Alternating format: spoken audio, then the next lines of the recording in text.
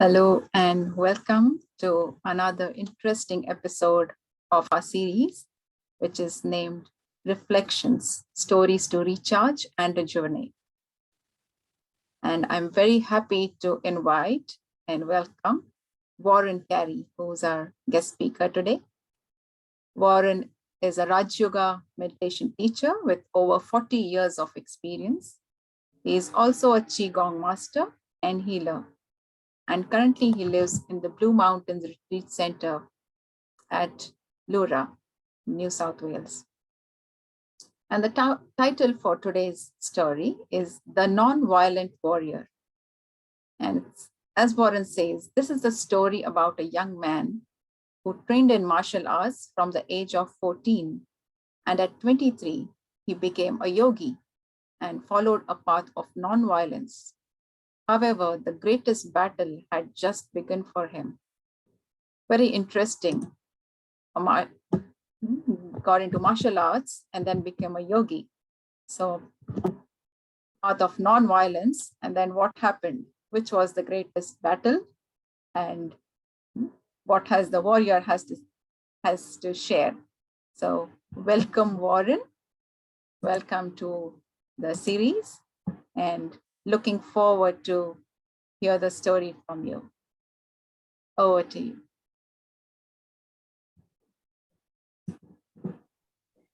Hey, thank you, Lata. So from a young boy, I was always attracted to martial arts. And I grew up in a rough neighborhood, not extremely violent, but yes, violence was at my doorstep. So me and my brother, we decided that we should learn to fight. And so 14 years old, I started to train in karate. Unfortunately, my first teacher, he told me once that to become a good fighter, you have to learn to meditate. I never forgot those words.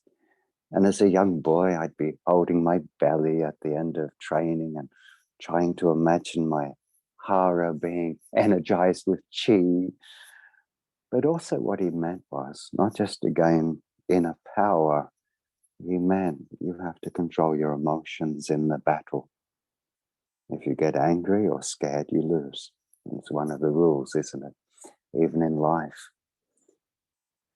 So I followed training karate like a religion for 8 years. I lived and breathed it. And any day that I wasn't in the dojo, I was in the gym building myself up.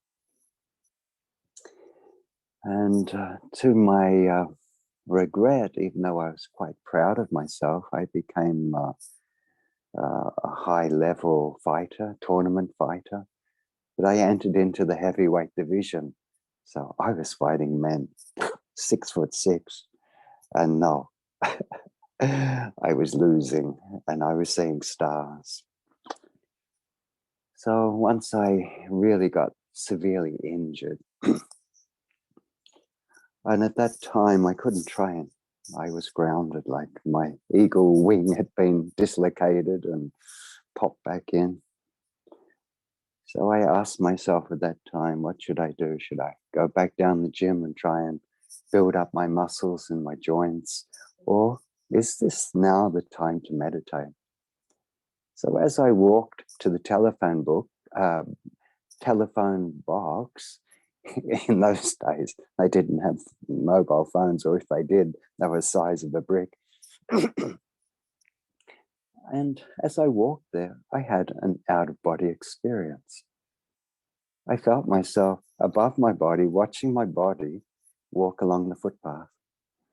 And by the time I reached that telephone box, I only had one thought, that I need to learn to meditate. To my dismay, I found nothing in the yellow pages, which is the directory of who was teaching meditation. When I arrived back to the place where I was living, lo and behold, the person I was sharing the house with, he had just been to a talk by some Raja Yoga meditation teachers. And he told me quite to my face, I don't believe a word they say. And I said, well, what do they believe? And he cited all these contradictory spiritual beliefs from different religions. I won't cover them right now, but I frankly said to him back, maybe they all do exist. Maybe they've all got a little view of the great truth. And then I asked him the question, how much do they charge? And he said, they're free. I said, good, give me the brochures. Well, that was the start of a completely different life. Those spiritual callings continued. I kept on having visions, feeling that Spirit was calling me to change my life altogether. And one of the main teachings of the spiritual journey, of this yogic journey, was the law of karma. What you do unto others come back on you.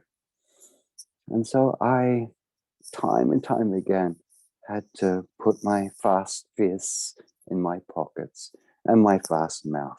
Slow down. The way you treat others is the way others will treat you. I used to be quite a twisted up young man by that time. I used to have some saying in my head that if I'm the biggest rat in this valley, then I fear no one. Crazy, hey? Some type of prayer of being a bully. If I'm the biggest bully, then I'll fear no one. But I must say to you, I wasn't a bully. I was only into self-protection or protection of my friends. But still, that whole violence training left behind me a very ugly gift. And that gift was fear. I used to feel like I was at war all the time. Walking the streets, I was prepared to be attacked all the time. And so to unprogram that, deprogram that from my consciousness, that was one battle. But I started to reach a point where I felt like I'd even walk over ants, and I still do to this day. If I could be gentle in any way, even in the way I'd give law to someone, I knew the way I spoke to them will one day come back on me. I don't have the biggest foot. I can just stand on everyone or anything. No, Mother Nature will always be my judge in the way that I treat Mother Nature. Other people equally. The way I treat them comes back on me. And this deeply imprinted, this lesson of karma, imprinted in my heart. And so I started to be more giving rather than the biggest rat in the rat race. And to my delight, my friends, I finally started to find that happiness I was really looking for. I found happiness in giving, happiness in sharing, happiness in being kind, rather than using violence, aggression, arrogance. And even though I found that more peaceful way to walk the earth, I still had this nature inside me that I had to decomplicate. I still had a nature of being critical of others. Picture this metaphoric warrior, a sword of criticism and a shield to protect myself, a facade. I'm trying to be who you want me to be. That's my, I don't know, my wall and my things I'm throwing at people. But within the yogic teaching, not just violence of words or actions, it's violence of thoughts. So I stopped slowly but surely criticizing others. Instead of seeing what's wrong with them, I started to see what was right with them. And so virtually I stopped prodding others with my sword of criticism. I put it down. And when I did that, soon followed my ability to not worry what other people thought of me. I allowed them to walk into me and see me as I truly was. And I had no fear of what they'd say. This was a real blessing of starting to enter into like an internal non-violent warrior. The greatest battle of all is to become non-violent. How weird. How absolutely weird. Many angels are shown as warriors. If you see their memorials, they've got their big spears and flames and this and that, swords. But in truth, the true angel has left that battle. They have entered into an energy of pure love. And so now, the next level of the non-violent progression for my soul was to learn to use light and love as weapons. When I felt myself surrounded in negativity or even sometimes evil or someone mentally insane around me, instead of thinking, oh, I have to get ready to fight, no, I would project this pure love and even the mantra of love. Love, love, love. Just repeat it to myself, energizing my auric field so no negativity could even see me virtually. I became invisible. I won't say 100% of the time, but it was a genuine feeling. The other day I was driving and someone attacked me with road rage. And I won't say it didn't affect me, but the reaction that I had inside myself was, I just called this reflective energy around me, mirror aura. And I felt like any stuff being thrown at me was just bouncing back. Very, very sweet. Another funny story. I used to work in a factory, and many of the men that worked in the actual factory, I was an office worker, they would think that I was a bit effeminate. So whenever I'd walk out the factory, they would attack me with all accusations. And I was just smiling at about 6 of them all surrounding me, calling me all these names. And one said, hey, you're not just ... but you're also dumb, are you? I said, no, actually, brothers, I'm not dumb. I just don't have a facade. I don't care what you think about me. And then they all looked at each other and said, and just kind of like smiled at me as if to say, this guy's got his act together. Not reacting to their taunts.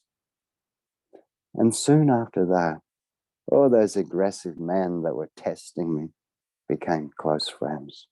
Really close friends.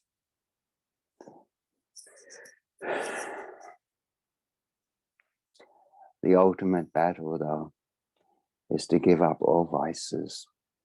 And one of the vices is of anger. The inner battle to reclaim your non-violence, your innocence of spirit, whilst walking this earth. Like, violence is everywhere, isn't it? Look at the city traffic. People aggressively pushing along.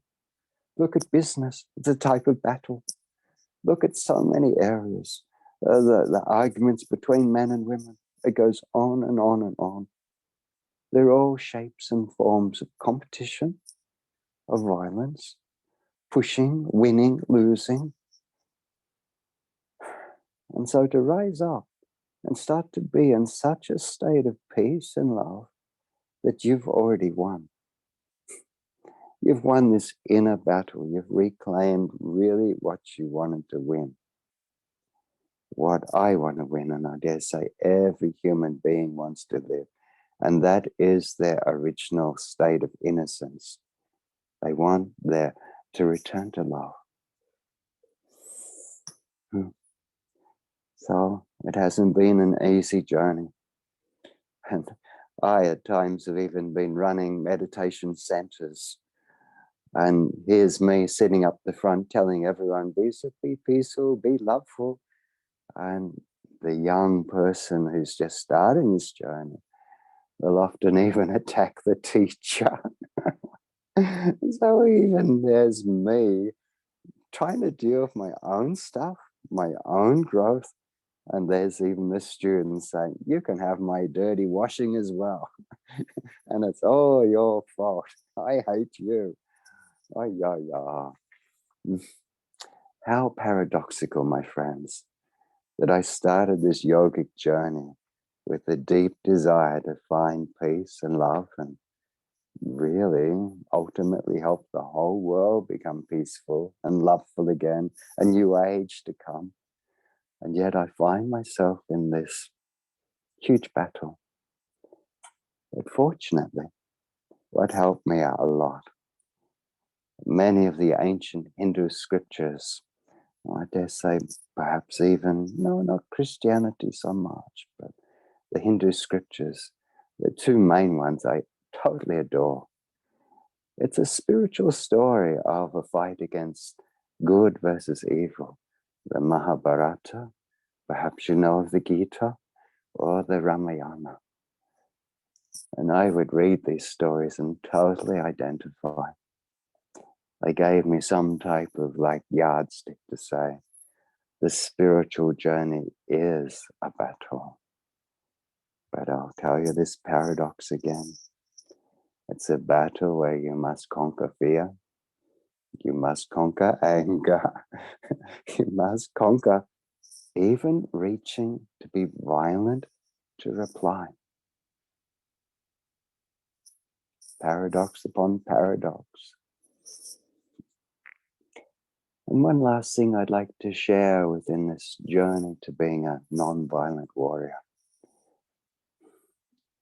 It seems, it's very apparent to me that inside of myself, I have sometimes played the victim and also the aggressor. A bit like a yin-yang symbol, I am both. I'm not one without the other. For example, I was often scared of older men. As a young boy, I was very scared of them. I feared their violence, their aggression towards me, their law. And I found, though, when I grew up, my attitude to naughty young boys was anything but kind.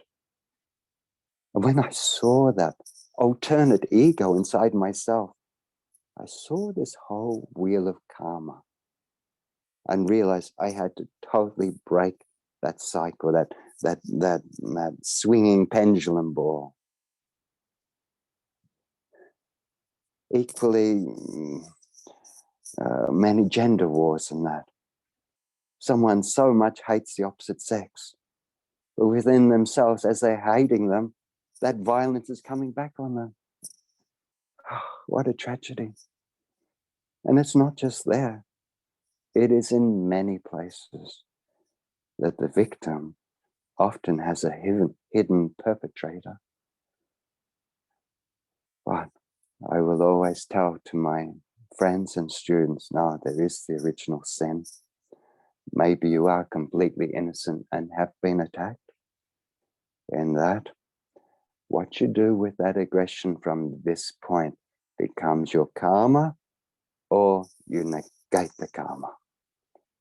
And you start to live as if you've never been hurt. So this too, my friends, it is so deep and intriguing. Okay. Om Shan. I hope you enjoyed my sharing and have food for thought for you. Thank you, Lata. I see you've come back. Thank you, Warren. I was just listening to the stories, and as you said, like there were so many interesting battles that you just described, and each one of them goes through many such things. Some share it, some do not share it, some go through it on their own.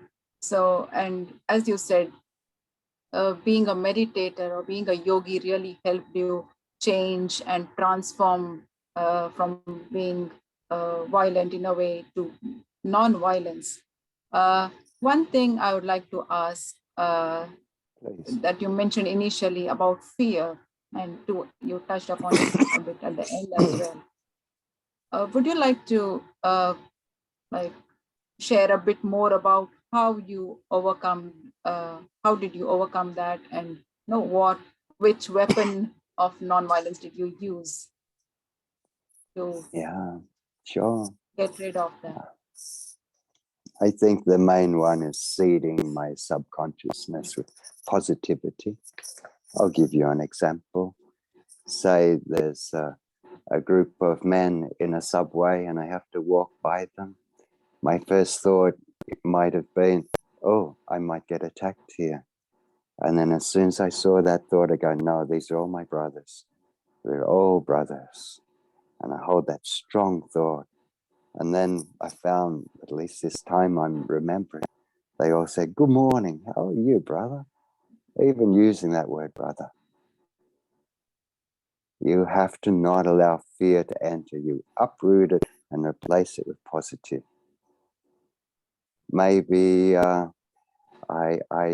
have the thought that there's some bad spirits in the house. And I start to, I quickly grab that thought and visualize, no, there's only angels all in this house. Behind that door is only angels. In this next room is only angels. And I walk in and that's all there is.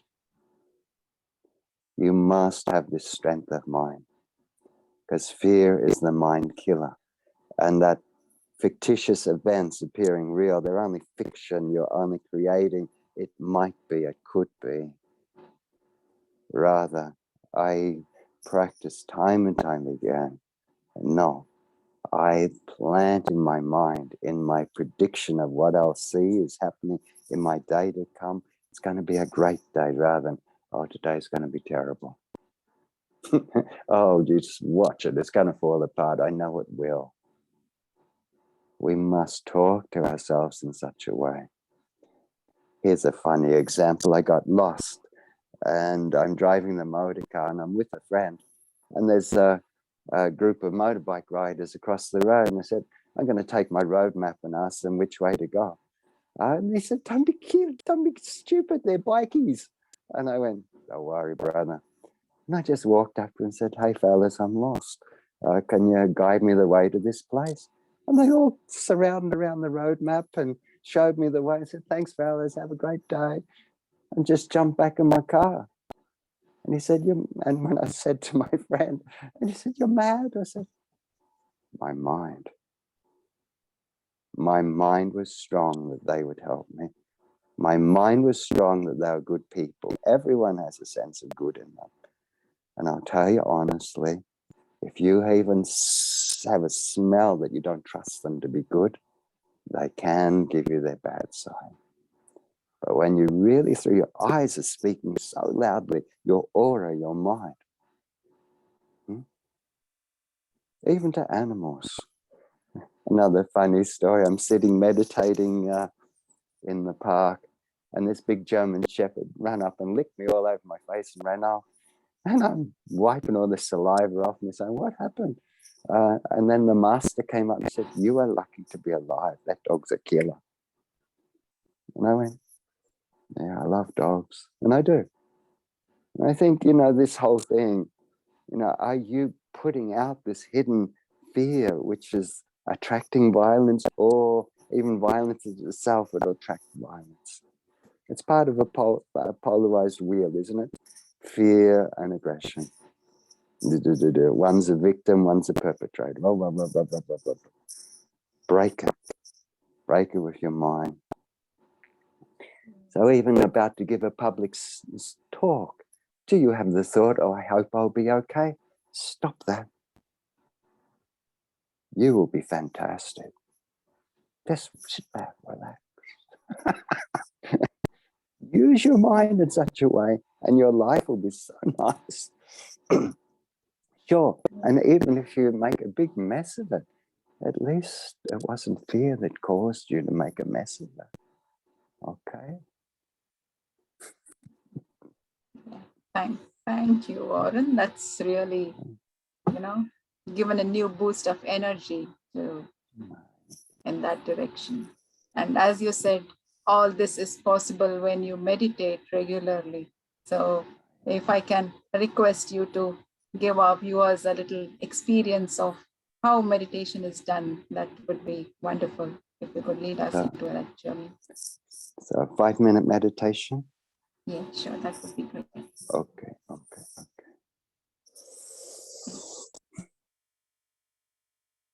Firstly, relax your body. Tell your body, relax, relax. And visualize indeed, your body does relax. Feel the chair supporting it and relax into it. Your feet upon the floor, or if they're crossed, just relax them. Now relax your breath. Your breath is related to your mind, so slow your breathing, deepen your breathing, and in turn relax your mind. And next, let go of thoughts of your tomorrow or yesterday. Just become very present, present in the now. The Buddhists use the technique of just following the breath, not thinking anything more of the breath.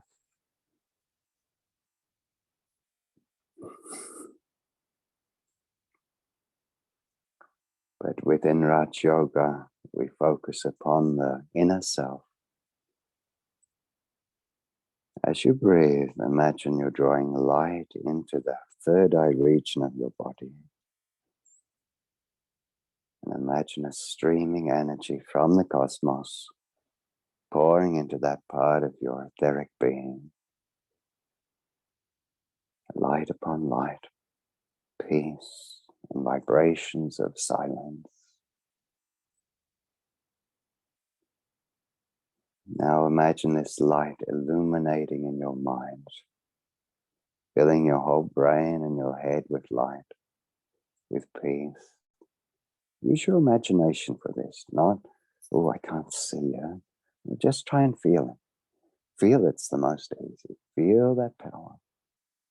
With each breath, this power is manifesting inside of your brain.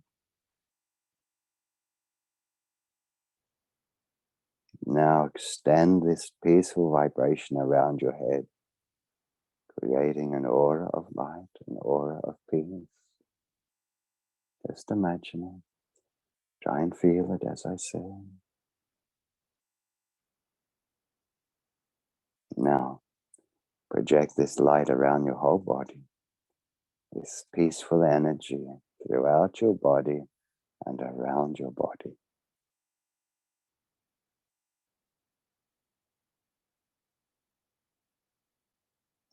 Now project it out into your room, the room in which you're sitting, send it far and wide, virtually painting the walls with this peace, the floor and the roof. Make your room just start to vibrate with this peace.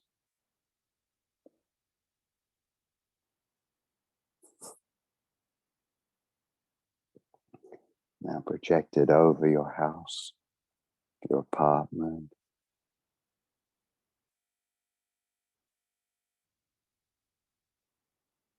Now start to think bigger. Send it as far and wide as what you can imagine. Down into the earth, up into the sky.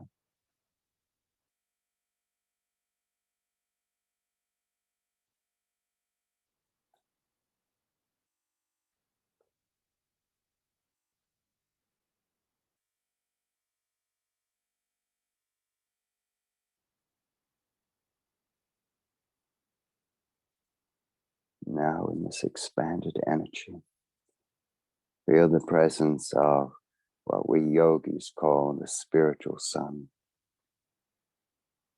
And that endless source of energy couples with yours and flows through you with great intensity,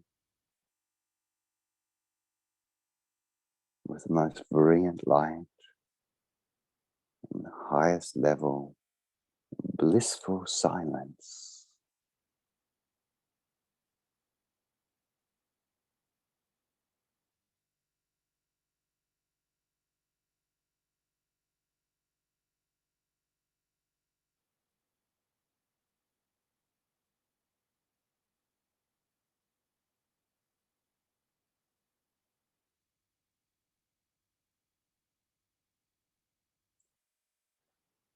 As you can imagine, you could stay there for a long time, but to conclude the meditation, bring this light down back into your body and shine it through your brain, through your heart, through all your organs,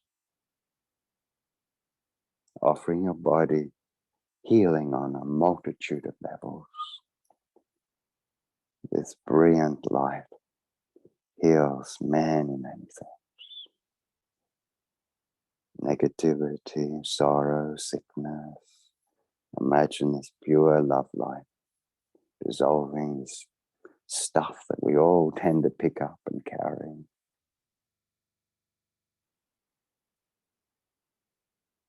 And now project that love light into your life, to your loved ones, to your future, to your family, your work colleagues,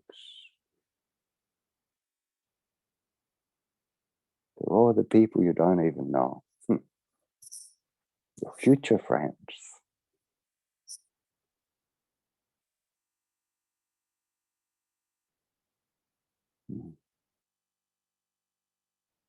This is one form of meditation, my friends.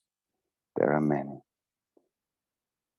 I hope that you could feel your vibration rise up then, and that quite truly you felt that peace, that light shining through you. But now to finish, imagine you draw this light back into your normal auric field. Move your toes, your fingers, open your eyes if you close them. Breathe deeper, smile. And try and not forget where you've just been. This is ultimately your potential, the type of energy you can carry 24/7, not just when you meditate.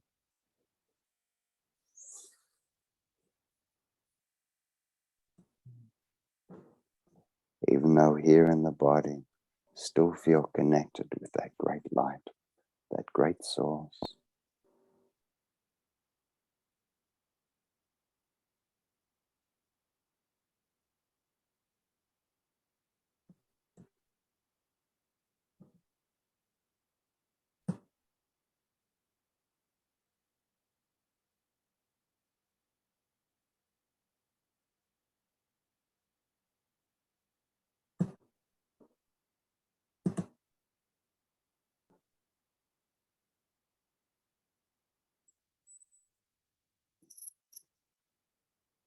Thank you, Gordon, for that beautiful experience. I love that.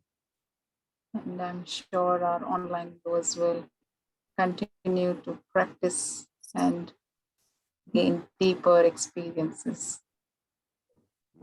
So thank you once again for joining today and sharing your thoughts. Yeah. And thank you to the online viewers as well for joining in. And if I'd you would just like like to know to- more, Yeah, I just like to finish with one little mantra. I always like to give a little walnut shell, an essence. Just utter the word love. Utter the word love whenever there's darkness around. You go into a hospital, just utter that word love, love, love, and radiate it through your being. Hold it. Don't give it away. You're holding that energy within you. That is your true self. It is a psychic protection. And also it's a shield, and it's who you really are. So it's pretty simple. There's a lot more to it, to the detail, but there's a touchstone to take away with you in your pocket. The word love in the form of a mantra. Om Shanti. Thank you, Lata. Sorry, I just thought to throw that in. Sure. Thank you. Hi. And if our online viewers would like to know more about us, please do visit our website, which is www.brahmakumaris.org.au. Various programs and events and all our centers and retreat center locations and details provided in there. So thank you once again, and we'll meet you again with another interesting episode. So take care and become victorious. Om Shanti. Om Shanti.